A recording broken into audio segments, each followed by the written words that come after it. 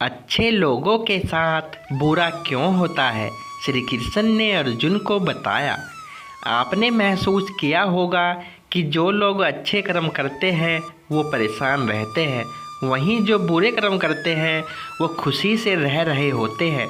अच्छे कर्म करने वाले परेशान होते हैं कि आखिर उन्हें इतनी परीक्षा क्यों देनी पड़ रही है, जबकि जो अधर्म की राह में हैं वो खुश है और ज़िंदगी का लुत्फ़ उठा रहे हैं। अगर आपके मन में भी ये सवाल आया है तो आज हम आपको इसका जवाब देंगे। ये जवाब वो है जो भगवत गीता में लिखा है और श्री कृष्ण ने अर्जुन को दिया था। भगवत गीता में वर्णित कथा के अनुसार जब भी अर्जुन के मन में कोई दुविधा होती थी तो वो श्री कृष्ण के पास पहुंच जाते थे। एक बार की बात है, अर्जुन ने भगवान श्री कृष्ण के समीप आकर कहा कि वो दुविधा में हैं और इसका जवाब वो श्री कृष्ण से चाहते हैं। श्री कृष्ण ने पूछा कि क्या सवाल है? अर्जुन ने कहा, मुझे ये जानना है कि अच्छे लोगों के साथ हमेशा बुरा ही क्यों होता है, वहीं बुरे लोग खुशहाल दिखते हैं। अर्जुन के मुंह से ऐसी बातें सुनकर श्री कृष्ण मुस्कुराए और कहा, मनुष्य जैसा सोचता है और महसूस करता है वैसा कुछ नहीं होता है, बल्कि अज्ञानता की वजह से वो सच्चाई नहीं समझ पाता है। अर्जुन उनकी ये बात समझ नहीं पाए। इसके बाद श्री कृष्ण ने क्या कहा वो जानते हैं। श्री कृष्ण ने अर्जुन से कहा, पार्थ, मैं तुम्हें एक कथा सुनाता हूँ, उसे सुनकर तुम समझ जाओगे कि हर प्राणी को उसके कर्म के हिसाब से ही फल मिलता है। प्रकृति हर किसी को अपनी राह चुनने का मौका देती है। अब वो मनुष्य की इच्छा पर निर्भर करता है कि उसे धर्म की राह चुननी है या अधर्म की। कथा शुरू करते हुए श्री कृष्ण ने कहा, एक नगर में दो पुरुष रहा करते थे। एक पुरुष व्यापारी था जिसके जीवन में धर्म की बहुत महत्वता थी। वो पूजा पाठ में यकीन रखता था। वो हर रोज़ मंदिर जाता था और दान धर्म भी करता था और हर रोज़ भगवान की पूजा करता था। वहीं दूसरा पुरुष बिल्कुल विपरीत था। वो हर रोज़ मंदिर तो जाता था लेकिन पूजा करने नहीं, बल्कि मंदिर के बाहर से जूते चप्पल चुराने। उसे दान और धर्म से कोई लेना देना नहीं था। समय बीतता गया और एक दिन बहुत ज़ोर की बारिश हो रही थी। इस वजह से मंदिर में पुजारी के अलावा कोई नहीं था। ये बात जब दूसरे पुरुष को पता चली तो उसने कहा कि ये सही मौका है मंदिर का धन चुराने का। पंडित से नज़र बचाकर उसने मंदिर का सारा धन चुरा लिया।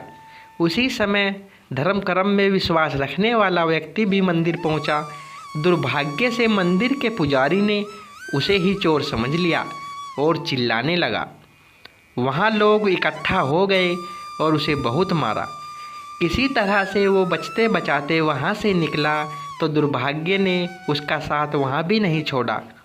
मंदिर के बाहर वो एक गाड़ी से टकरा गया और घायल हो गया।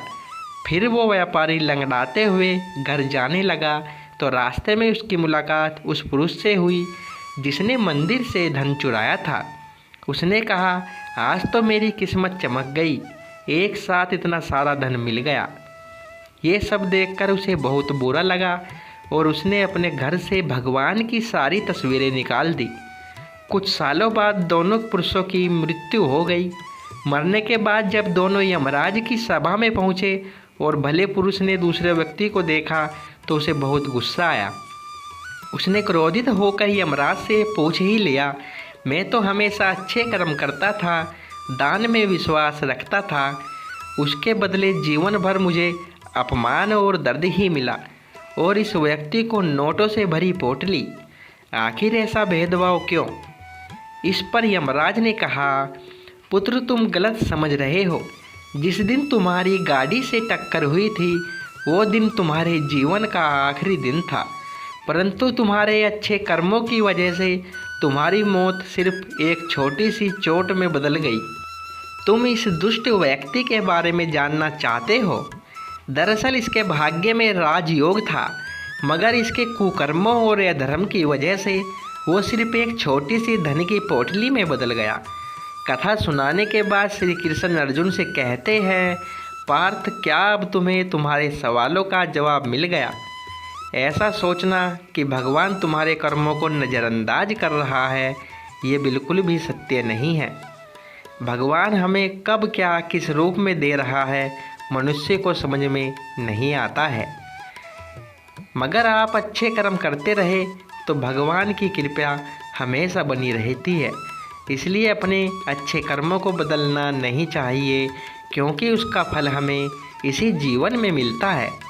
इसलिए मनुष्य का फर्ज है कि वो हमेशा अच्छे कर्म करते रहे, क्योंकि श्री कृष्ण ने गीता में भी बताया है कि किसी के द्वारा किया गया कर्म बेकार नहीं जाता, चाहे वो अच्छा हो या बुरा। दोस्तों, आपको वीडियो अच्छी लगी हो तो वीडियो को लाइक और ऐसे ही अच्छी कहानियाँ, कथा, धार्मिक कहानी सुनने के लिए चैनल को सब्सक्राइब ज़रूर करें।